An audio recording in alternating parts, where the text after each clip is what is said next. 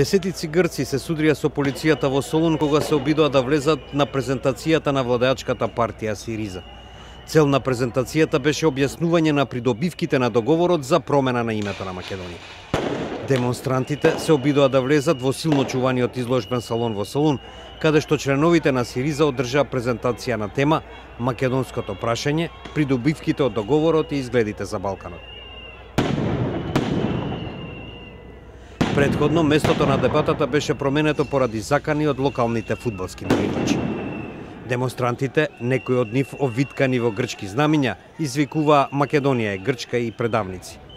При тоа тие почнале да фрлаат камења врз полицијата, која за да ги растера употребила солзавец и шок бомби.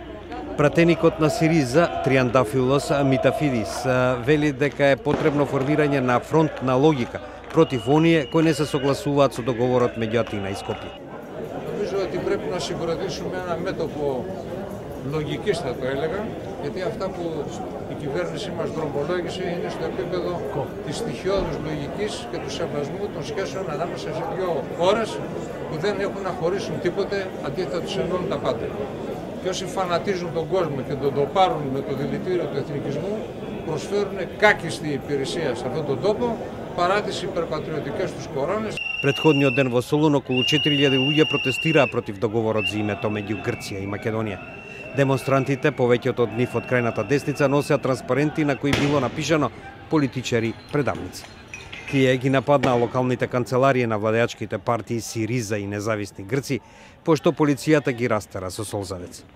Грција и Македонија овој месец подпишаа договор за преименување на поранешната Југословенска република Македонија во Северна Македонија со цел да се стави крај на деценискиот спор меѓу двете земји. Меѓутоа, овој потек ги поттикна протестите на двете страни на границата. Неодамнешните анкети во Грција, како што јавува новинската агенција Reuters, покажуваат дека околу 70% од грците се противат на компромисот за името.